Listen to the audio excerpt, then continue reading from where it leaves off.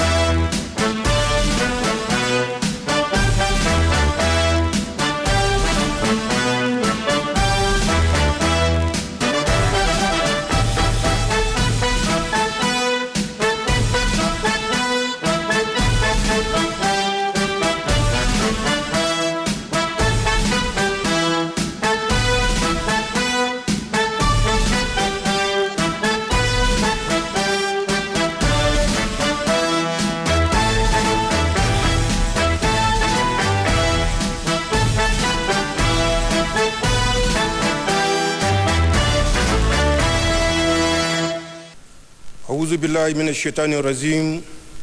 Bismillahirrahmanirrahim.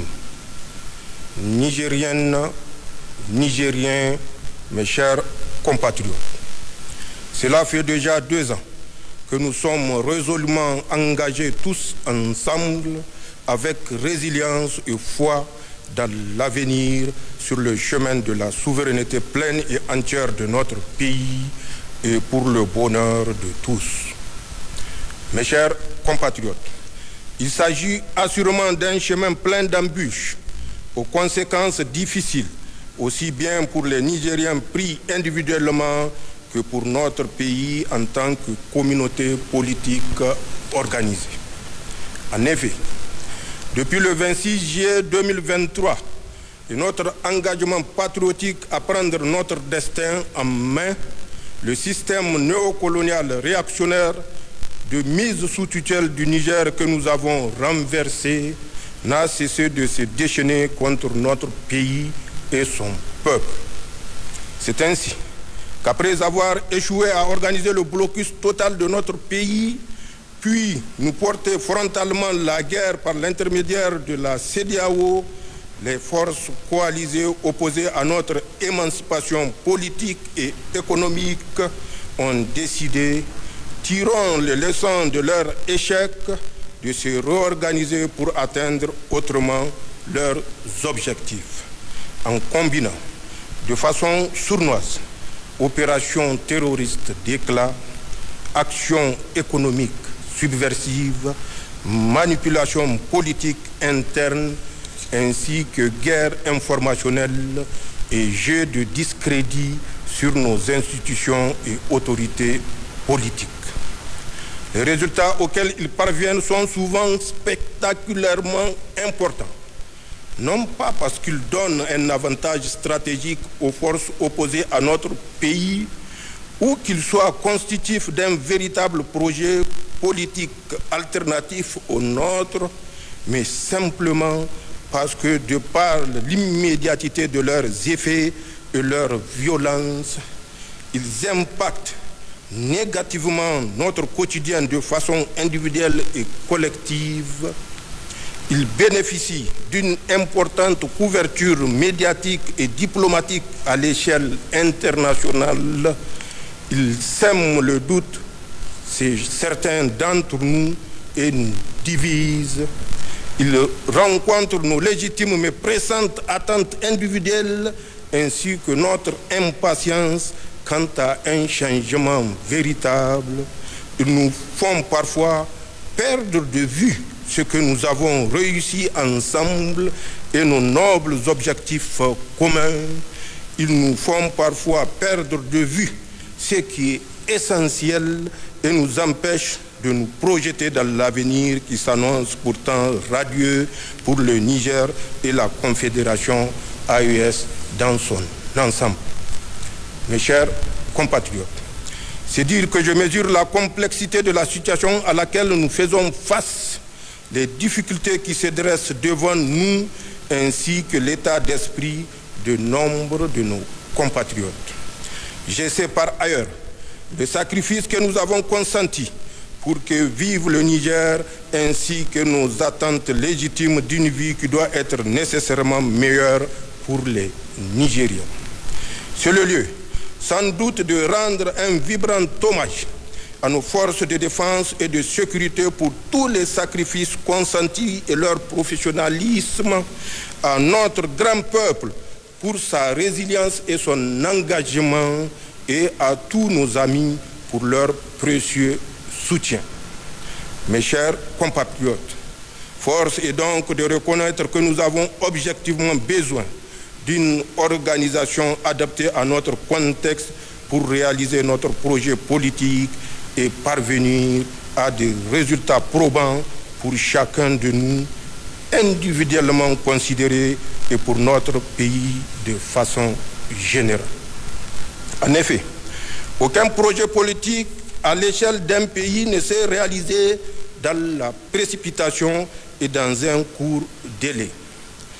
Cela est particulièrement vrai dans le cas du Niger, en tenant compte notamment de notre histoire politique singulière, des enjeux liés à l'exploitation de nos ressources naturelles et de l'adversité sans précédent à laquelle nous faisons face aujourd'hui.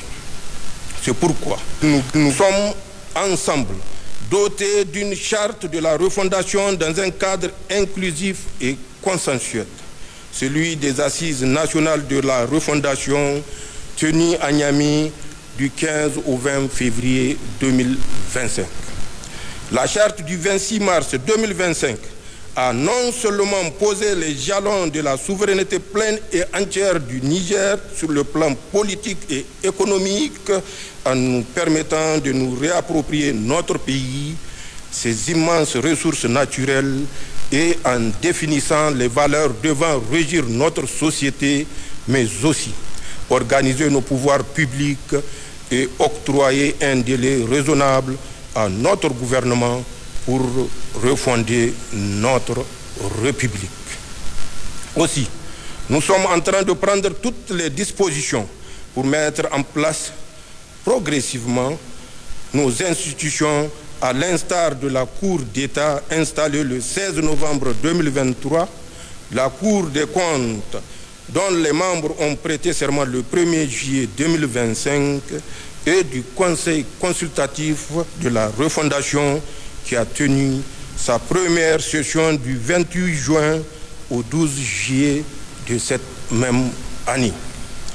C'est le lieu aussi de féliciter une fois de plus tous les acteurs qui ont permis l'aboutissement heureux de ce processus et les encourager à persévérer au service du Niger et des Nigériens. Mes chers compatriotes, comme nous pouvons le constater, il s'agit d'un chemin difficile que nous sommes en train d'aménager avec courage, détermination pour l'avenir. Mais il s'agit surtout du seul chemin en phase avec nos légitimes aspirations de liberté, de souveraineté et de développement certain dans l'avenir. Il s'impose donc à nous comme un choix rationnel, historique et de conviction. En effet, que l'on ne se méprenne pas, nous avons en réalité un choix à faire entre deux lignes directrices fondamentalement différentes. La première ligne directrice est celle du chaos programmé à moyen terme dans notre espace sahélien et notre soumission aux forces que nous connaissons à long terme et de façon définitive, cela dans la passivité et l'insouciance. C'est le choix de continuer à faire la politique comme par le passé. La politique qui consiste à soumettre notre pays à la volonté de la France et à faire du Niger une base militaire pour projeter des forces étrangères et à abandonner l'exploitation de nos richesses à quelques puissances étrangères qui entretenaient des relations de corruption et de parrainage avec certains de nos compatriotes. La deuxième ligne est celle du refus de la soumission et de continuer la même politique qui, en 65 ans d'indépendance octroyée, n'a produit que corruption, insécurité et misère. C'est le choix de la dignité dans l'honneur et pour l'avenir. La politique de défendre sans complexe et sans complaisance les intérêts du Niger. Elle consiste à ne soumettre le Niger qu'à la seule volonté des Nigériens et à nous approprier notre pays et l'audace de nous engager sur un nouveau chemin en rupture avec ce que nous avons expérimenté jusqu'à une date récente. Mes chers compatriotes, ce choix d'emprunter le chemin difficile qui est désormais le nôtre, nous l'avons fait ensemble et dans l'unité, en toute responsabilité et en ayant une claire conscience des enjeux et défis qui nous attendent. En effet, depuis que j'ai l'insigne honneur de présider à la destinée de notre cher pays, j'ai toujours tenté, lors de mes différentes prises de parole, de présenter dans la transparence l'exacte situation dans laquelle notre pays se trouve en identifiant clairement les menaces, les jeux des acteurs, les enjeux et les défis. J'ai ainsi prévenu les Nigériens de toutes les difficultés auxquelles nous faisons face dans leur complexité pour mieux nous préparer au combat difficile mais victorieux que nous allons devoir mener dans la durée, Inch'Allah. J'ai sensibilisé les Nigériens sur la vaste campagne de désinformation contre notre pays dans le but de nous diviser, de jeter le discrédit sur nos institutions pour briser notre élan. C'est dans ce cadre que s'inscrit en effet toutes les pressions médiatiques qui consistent à exagérément amplifier tout ce qui est perçu comme un problème de gouvernance et à discréditer toute initiative de mon gouvernement.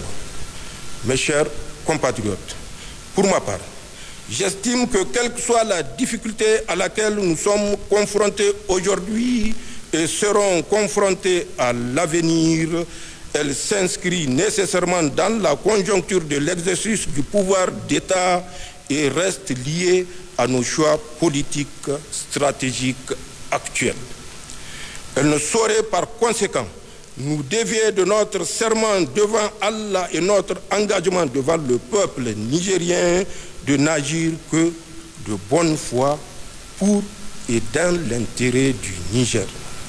Elle ne saurait annihiler le mérite des Nigériens qui ont décidé souverainement et définitivement de rompre avec toute domination et de s'engager véritablement dans la voie du développement endogène de leur pays. Labousaninu, Zantian Kassani, Halele du non. Du reste, fort de notre histoire plusieurs fois millénaire, de notre résilience à toute épreuve, notre solidarité agissante, de notre force de travail, de nos ressources naturelles réappropriées, de notre union sacrée et de nos aspirations communes, je reste convaincu que nous avons en nous et chez nous la détermination et le génie pour y faire face victorieusement. Mes chers compatriotes, parlant du travail, c'est le lieu d'encourager tous les Nigériens, quel que soit leur secteur d'activité, à se remettre véritablement au travail, car c'est le seul moyen de sortir de la pauvreté et développer notre pays. Aussi, à ce stade de mon allocution, j'aimerais rendre un hommage mérité à tous les acteurs, paysans, entrepreneurs et administrations qui porte avec courage et des résultats tangibles le programme de la grande irrigation.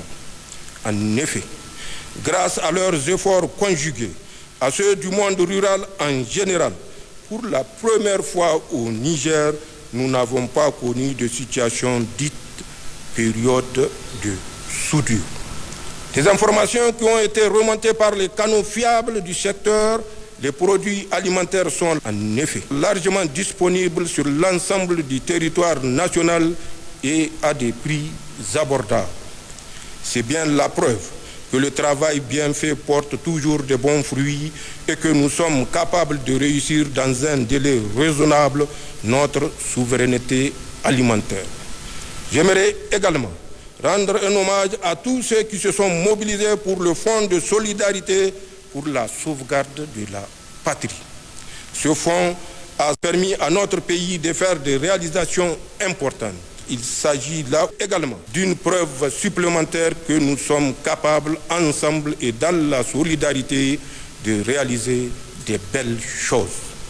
Aussi, j'encourage tous les Nigériens à persévérer dans ce sens pour le bien de notre pays.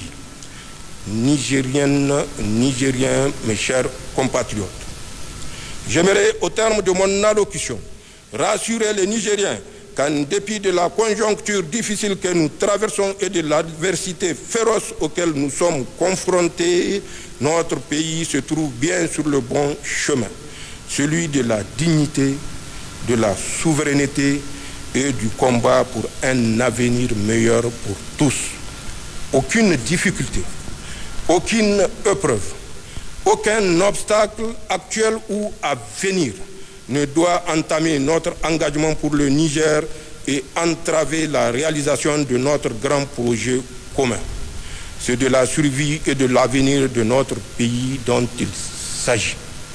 Je vous invite par conséquent à plus d'engagement et de travail pour réussir ensemble dans l'union et la solidarité. C'est cela notre part de responsabilité historique.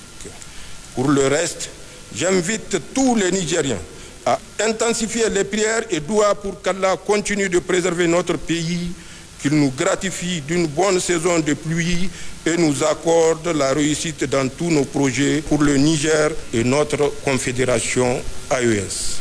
C'est d'ailleurs convaincu de l'importance de nos prières dans la réalisation de ce projet et tenant compte du contexte difficile du moment que j'ai instruit le gouvernement à restreindre les activités commémoratives de l'an 2 de l'accession du Conseil national pour la sauvegarde de la patrie au pouvoir à des séances de lecture du Saint-Coran et de prières sur l'ensemble du territoire national pour qu'Allah continue à descendre sa rahma sur notre pays, à nous accorder un hivernage fécond et la réussite dans tous nos projets individuels et collectifs, Inch'Allah.